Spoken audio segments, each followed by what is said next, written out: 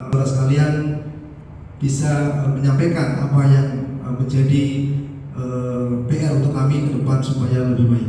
Kemudian kegiatan pasca Ramadan atau Salat Idul Fitri juga alhamdulillah dan halal bihalal pada hari ini sudah kita laksanakan, meskipun ada mungkin sedikit hal-hal yang kurang menyenangkan, mohon dibukakan pintu maaf yang seluas-luasnya. Dan dari saya selaku Ketua PJ beserta tim panitia yang bertugas memohon maaf sebesar-besarnya apabila selama kegiatan sebelum Ramadan, pas Ramadan, sesudah Ramadan ada banyak kekurangan atau hal-hal yang perlu diperbaiki. Sampai saat ini kami masih berusaha untuk memperbaiki dan kami tidak sungkan untuk menerima saran, masukan atau kritik yang sifatnya tentunya untuk membangun masjid ini supaya lebih baik lagi. Mungkin itu saja yang dapat saya sampaikan, kurang lebihnya mohon maaf. Terima kasih sekali lagi kami ucapkan atas segala perhatiannya, atas segala kontribusinya dan partisipasinya selama kegiatan di bulan suci Ramadan khususnya dan kegiatan lain di Masjid Tercinta ini. Mudah-mudahan apa yang sudah menjadi kegiatan yang kita laksanakan dan amal soleh yang kita jalankan menjadi amal kebaikan di hadapan Allah Subhanahu wa taala. Itu saja, akhirul kalam, wabillahi hidayah. Wassalamualaikum warahmatullahi wabarakatuh. Waalaikumsalam warahmatullahi wabarakatuh. Terima kasih atas sambutan dari Ketua PJ Murid kita Bapak Adi Sucipto. Semoga apa yang telah Pak Hadi lakukan dan beserta tim semuanya dapat mendapatkan balasan Allah Subhanahu wa taala. Amin amin ya rabbal alamin. Selanjutnya sebagai garda terdepan di masjid dan Yayasan Sabilul Maghfirah yang sudah meluangkan waktu, pikiran dan tenaganya, yaitu Bapak Ustadz Sandi Iskandar Muda SA MA, kepada beliau saya persilakan. Allahumma sholli ala sayyidina Muhammad.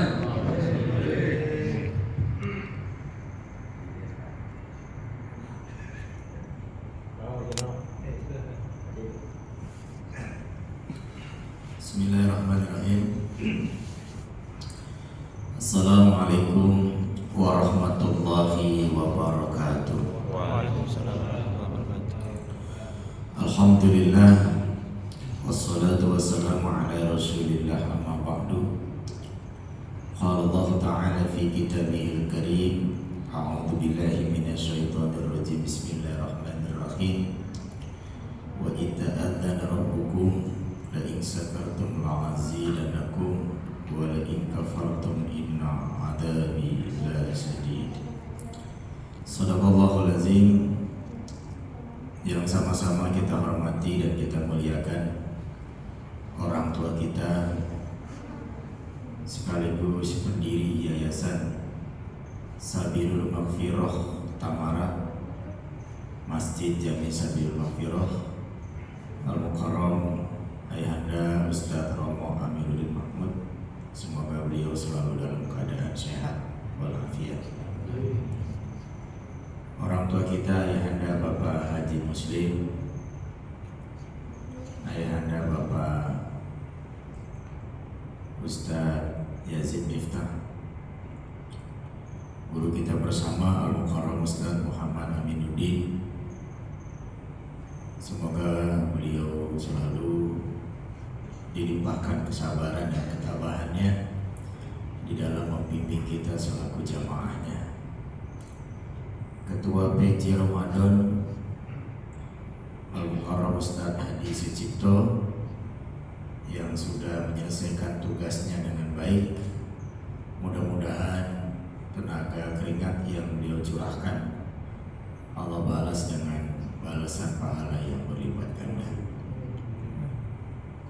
Ketua Majelis Asifa RT 06 beserta rombongan Al-Mukarram Ustadz Damyati, Ketua Majelis Ta'lim Darul Ibtidaiyah Masjid Jami Sabilul Maghfirah Bapak Ion Mariono. Jadi masjid kita ini Pak punya majelis taklim, itu langsung di bawah naungan guru kita Al-Mukarram Ustadz Muhammad Aminuddin. Kajian setiap malam Jumat pada Isya bernama Majelis Taklim Darul Ibtidaiyah, dan isunya sebentar lagi Majelis Taklim ini berganti logo baru. Ya, mudah-mudahan dengan logo baru semangatnya juga baru, jamaahnya juga banyak yang baru-baru. Ya.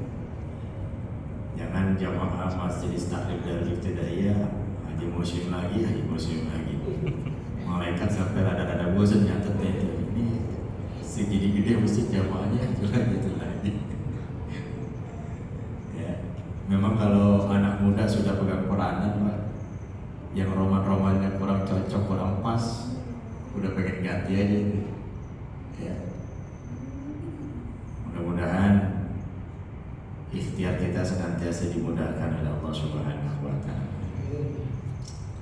Alhamdulillah, puji syukur kehadiran Allah, sholawat terkirimkan salam terlimpahkan keharibaan junjungan baginda Nabi besar kita Muhammad sallallahu alaihi wasallam, keluarga, sahabat, dan kita selaku pengikutnya yang akan setia hingga akhir hayat.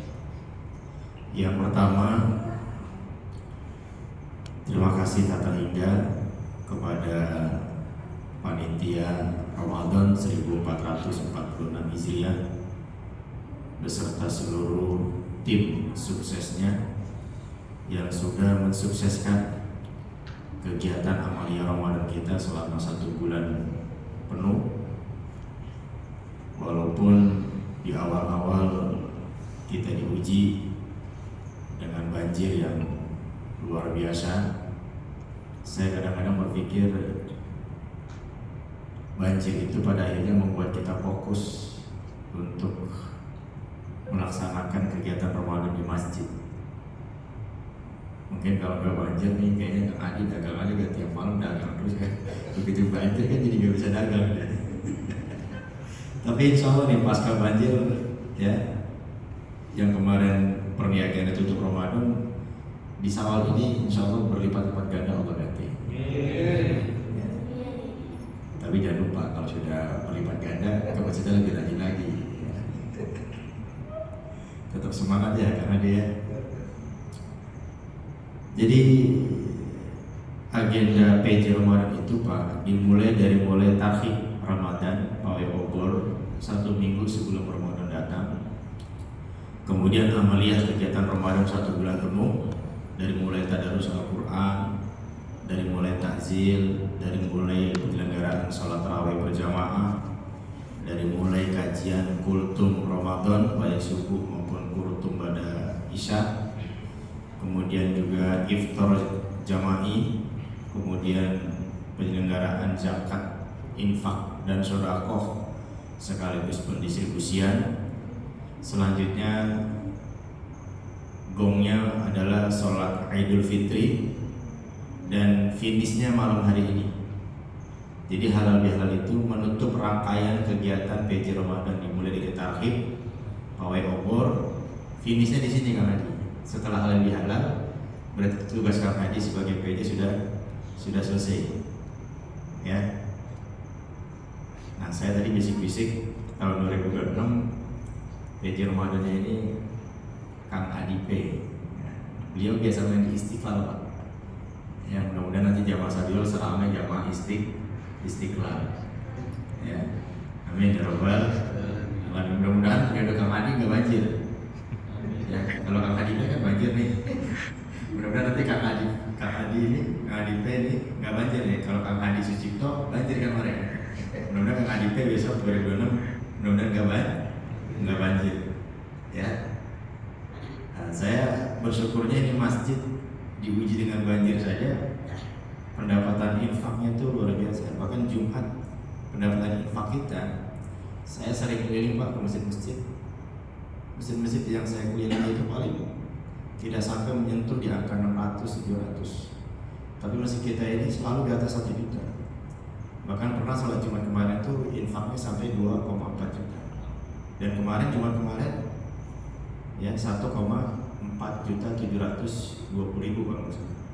Ya, jadi masjid sekelas perumahan infak Jumatnya saja tembus di angka 1 juta lebih, itu luar biasa. Saya ngisi di beberapa masjid setiap Jumat itu paling laporannya infak Jumat kemarin 350, 400, 500 ya. dampaknya semakin besar. Saya inginnya kita memberikan feedbacknya kepada jamaah itu, ya mesin ini kita urus dengan baik. Jangan sampai ada keran patah, jangan sampai ada AC tidak dingin, jangan sampai ada sound system yang suaranya tidak kedengeran gitu ya. Jangan sampai karpetnya berbau ya. Karena kalau karpet berbau itu sangat mengganggu kekhusyuan sholat berjamaah kita ya. Makanya kita kontrol betul, jangan sampai kamar mandi juga bau tidak sedap dan lain sebagainya. Nanti kalau kita menservis sarana ibadah, jamaah puas, jamaah juga akan lebih percaya Pak untuk mendonasikan harta bendanya di masjid.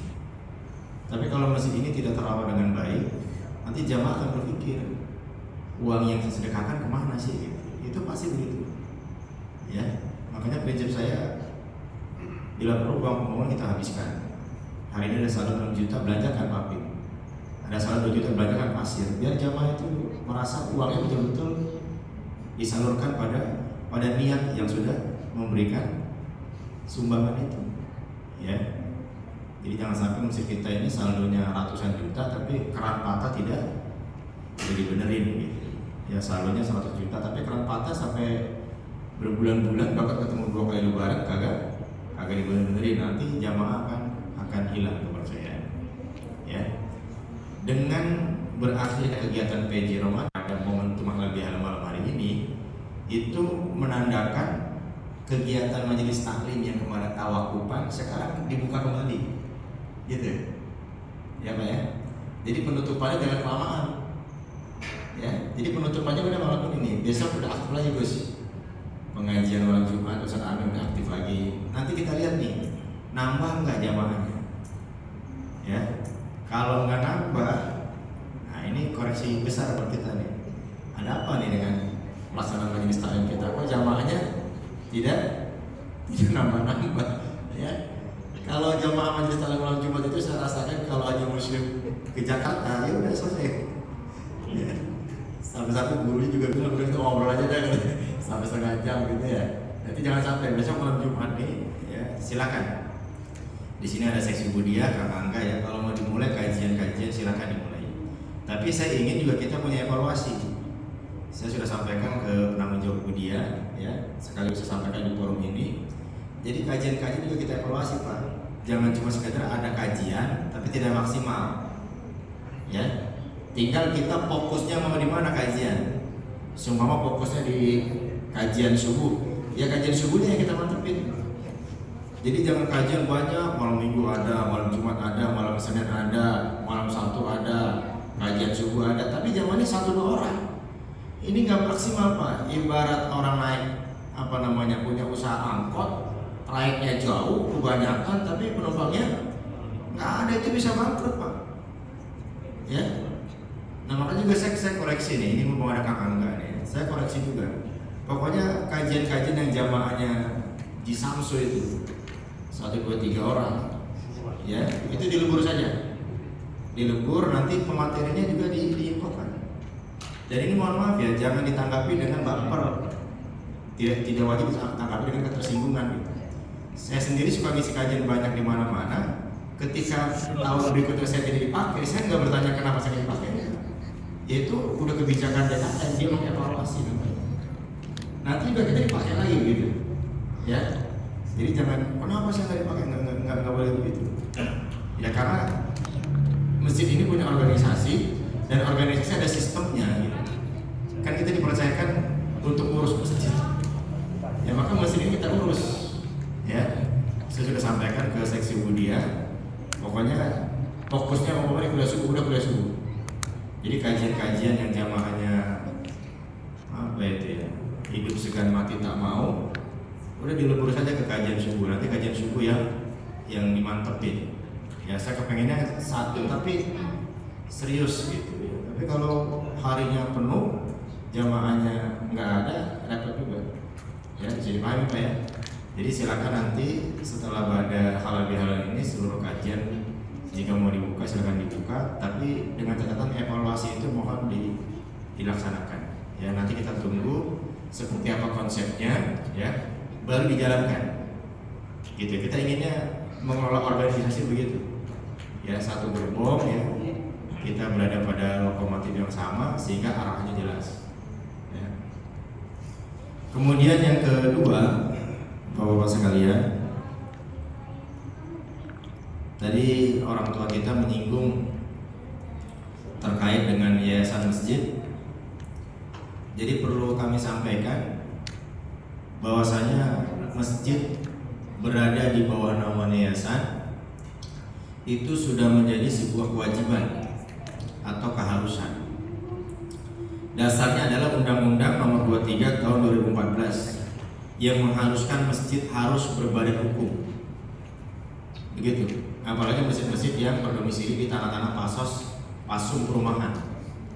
Agar masjid itu punya kekuatan hukumnya, Pak. Ketika nanti diganggu gugat, kita punya payung hukumnya. Ya. Dan Sabilul ini sebetulnya termasuk terlambat terbit payung hukumnya. Ya. Karena masjid-masjid lain saya lihat pelang-pelangnya sudah yayasan apa, kemudian di bawahnya masjid jami apa gitu. Dan ada nomor akte notarisnya. Gitu. Nah, masa yayasan ini berlaku 5 tahun ke depan. Nanti 5 tahun berikutnya diperbarui, ya, diperbarui, ya. Nah, ketika masjid sudah berbadan hukum, nanti masjid punya hak untuk mendapatkan anggaran-anggaran dana hibah dari pemerintah, ya. Dan dia peruntukan tanahnya memang tanah wakaf. Jadi tanah wakaf itu kan prinsipnya tidak bisa dimiliki oleh satu orang, tapi menjadi milik bersama atau milik sosial. Masjid ini, Pak, tanahnya milik bersama ini. Masjid ini tanahnya milik bersama. Sehingga siapapun punya hak untuk mengelola masjid ini. Ya, tidak boleh masjid ini diklaim oleh satu orang atau satu golongan. Ya, nah ini yang harus kita pahami. Ya, oleh karena itu, siapa tahu jamaah kita yang aktif di pemerintahan dan lain sebagainya, dia punya link-link ya, untuk mendapatkan dana hibah. Nanti masjid ini punya hak dan bisa mengajukan usulan pencairan dana hibah dari APBD, ya, terutama Pemda Kabupaten Bekasi atau lebih luas lagi provinsi, lebih luas lagi nasional. Ya, saya paham betul nih Kang Adi, di Istiqlal pun sebetulnya ada itu. Istiqlal berkewajiban memberikan pencairan dana-dana untuk salah-salah ibadah yang memang membutuhkan. Ya, karena Istiqlal itu APBN, Pak. Dia anggaran belanjanya dari negara. Ya, makanya namanya masjid nasional, ya. Masjid nasional namanya Istiqlal, masjid tingkat provinsi namanya Masjid Raya, masjid tingkat kabupaten kota namanya Masjid Agung, masjid tingkat kecamatan namanya Masjid Besar. Jadi nama itu bukan sembarangan nama, Pak. Jadi nama itu memberikan penjelasan masjid itu di bawah naungan siapa gitu. Ya.